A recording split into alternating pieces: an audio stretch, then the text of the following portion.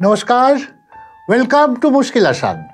আমি doctor Kedar Ranjan Banerjee, consultant psychiatrist, national institute of behavioural sciences. আজ চলে এলাম আপনাদের সামনে আমার গল্পের ঝুলি নিয়ে। আসুন তার আগে একটু আলোচনা করে নিই। আসলে জানেন, আমাদের সবাইয়ের ভাবনা বলুন বা চিন্তা বলুন, সবসময় তো ঠিক হয় না, এবং তখন আমরা দোষ দিতে শুরু করি। ওর জন্য এইটা হলো, এর জন্য এইটা হলো না, আমি অনেক দূর এগুতে পারতাম কিন্তু আমাকে এরা এগুতে দেয়নি। And to be very frank, we are never satisfied.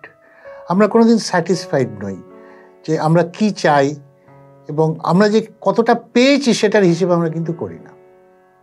আর একটা জিনিস এই গল্পের মধ্যে আপনি পাবেন যে আমরা যারা মনে করি যে আমাদের এটা দরকার, বা হে ভগবান এটা আমাকে দাও, বা হে ভগবান এটা কেন দিলে না, আমরা আমাদের নিজেদের ভ্যালুটা ভুলে যাই। আমরা মনে করি আমাকে সবাই ভালোবাসবে একই রকম। আমরা মনে করি আমি যা চাইবো সবাইয়ের কাছ থেকে সবাই যেন আমাকে দেয়। এবং এভাবে আমাদের ধীরে ধীরে ভাবনা চিন্তাটাকে একটা কক্কাসের মধ্যে নিয়ে আসি এবং সেখান থেকে বেরোতে পারি না। হ্যাঁ, আজকের গল্পটা এই নিয়েই। এক ভদ্রলোক একদিন একটা মন্দিরে গেছে। মন্দিরে গিয়ে ভগবানকে বলছে, হে ভগবান, তুমি তো আমাকে সুখ দিলে না, আমি যা চাইলাম তুমি আমাকে কিছুই দিলে না, তুমি কেন আমাকে বাঁচিয়ে রেখেছ? তুমি আমাকে তুলে নাও ভগবান, আমি আর পারছি না এই জ্বালা, এই যন্ত্রণা, আমি লোকের কাছে ছোট হয়ে যাচ্ছি, আমাকে কেউ আর সুনজরে দেখছে না, আমি চেষ্টা করছি তাদের কাছে ভালো থাকার, কিন্তু কেউ আমাকে সুনজরে দেখছে না। ভগবান এরকম অনেকক্ষণ লোকটাকে শুনলো। শুনে ভগবান নিজে লোকটার পাশে এসে দাঁড়ালো, দাঁড়িয়ে লোকটার কাঁধে হাত দিল। যেই না কাঁধে হাত দেওয়া, লোকটা তো চমকে উঠলো। তখন ভগবান বলল, দেখ বাবু, চমকে যাস না, আমিই ভগবান, তুই যেভাবে কাঁদছিস কেন? তো তখন ভদ্রলোক ভগবানকে বলছে, আমি তো তোমাকে বললাম কেন কাঁদছি, আমার কেউ মর্যাদা দিতে পারলো না, আমি কি চাই সেটা লোকে বুঝলো না। তখন ভগবান বলল, ও এই কথা, কাজ কর, এই পাথরটা নে। ভগবান ওকে একটা লাল রঙের চকচকে এত বড় পাথর দিল, বলে এবার তুই এই পাথরটা নিয়ে বাজারে যা এবং ডিফারেন্ট লোককে পাথরটার দাম জিজ্ঞেস কর। শর্ত একটাই, কাউকে কিন্তু পাথরটা বিক্রি করবি না। আর দ্বিতীয় শর্ত হলো, কে ওই পাথরটা দিয়েছে তোকে তার নামটা বলবি না। তুই আয়, আমি তোর অপেক্ষায় রইলাম। লোকটা পাথরটা নিয়ে বেরোলো মন্দির থেকে। বেরিয়ে প্রথমেই বাজারে গেল। এক ফলওয়ালা বসছিল। তো ফলওয়ালাকে বলল, হ্যাঁ গো, এই পাথরটা নেবে? ফলওয়ালা বলল, কত দিতে হবে?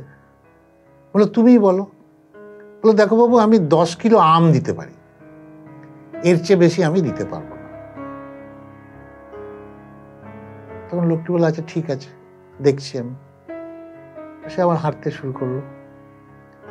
এবার সে একটা সবজিওয়ালার কাছে গেল। সবজিওয়ালা পাথরটা দেখে বলল, হ্যাঁ আমি নিতে পারি, কিন্তু বাবু আমি 1 বস্তা আলুর চেয়ে বেশি কিছু দিতে পারবো, পয়সা করে আমি তোমায় দিতে পারবো। এবার ভদ্রলোক একটু চমকে গেল। প্রথমে 10 কিলো আম, তারপরে 1 বস্তা আলু, ধীরে ধীরে বাড়ছে। তখন ভদ্রলোক ভাবলো যে আচ্ছা ঠিক আছে, দেখেই সোনার উপর দোকানটায় যাই। তখন সে সোনার উপর দোকানে গেল। তো বললো, বাবু এই পাথরটা আছে আমার, এটা কত দাম দেবেন? তো মালিক পাথরটাকে ভালো করে দেখলো, দেখে বললো, আচ্ছা এটা আমি তোমাকে 50 লাখ অব্দি দিতে পারবো। ভদ্রলোক তো চমকে গেল, 10 কিলো আম, 1 বস্তা আলু, এখন বলছে 50 লাখ। তখন দোকানের মালিক বলছে, কি হলো, দাও পাথরটা। বলো, না এই পাথরটা তো আমি বিক্রি করতে পারবো না। বলে, তাহলে আমাকে এসে জ্বালাতন করছো কেন, আমার সময় নষ্ট করছো, বেরো এখান থেকে। তো ভদ্রলোক বেরিয়ে গেলেন। বললো, দেখি তো আর এক জায়গায় যাই।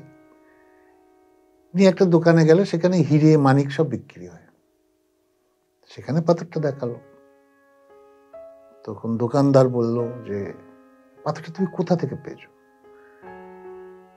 তখন ভদ্রলোক বলল, আমি তো সেটা বলতে পারবো না, আমার বলা বারণ আছে। তখন দোকানদার বলল যে, দেখো, আমার দোকানে যা ধন সম্পত্তি আছে এবং আমার বাড়িতে জমানো যা ধন সম্পত্তি আছে, সব দিলেও কিন্তু আমি এই পাথরটা কিনতে পারবো না তোমার কাছ থেকে, কারণ এটা একটা অমূল্য পাথর।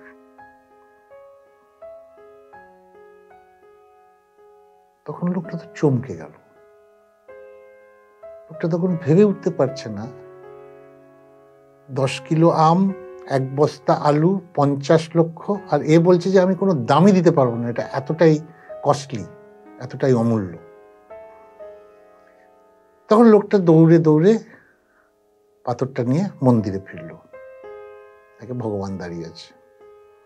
তো ভগবানকে বলল, ভগবান, এই এই ঘটনা, 4 জনের কাছে গেলাম, 4 রকম দাম বলল এবং একটার সঙ্গে একটার কোনো মিল নেই। ভগবান তখন ওর হাত থেকে পাথরটা নিল, নিয়ে বলল, তুই জানিস কেন আমি এই পাথরটা দিয়ে তোকে পাঠিয়েছিলাম? এই পাথরটা যার কাছে নিয়ে গেলি সে তার মতো দাম দিল। একটা আমওয়ালা সে আম, একটা আলুওয়ালা সে আলু, একটা সোনার উপর সে পাথরটা চেনে 50 লক্ষ, এবং যে হীরের কারবার করে, যে আসল পাথরের কারবার করে, সে বলল এই পাথরটা অমূল্য। তোর লাইফও সেই রকম।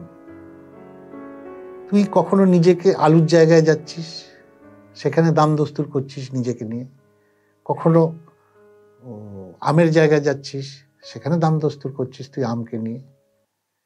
তুই খুঁজে দেখ কোথায় সোনার দোকান পাবি, তুই খুঁজে দেখ কোথায় হীরের দোকান পাবি, তুইও কিন্তু অমূল্য হয়ে থাকতে পারবি।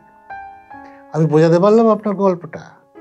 হ্যাঁ, আমাদের জীবনেও এরকম সময় আসে যখন আমাদের মনে হয় আমাকে কেউ বুঝলো না।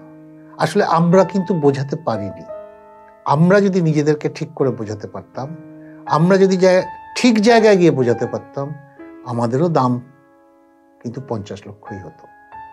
আজকে এতটুকুই থাক। আবার আগামী সপ্তাহে ফিরে আসবো নতুন একটা গল্প নিয়ে।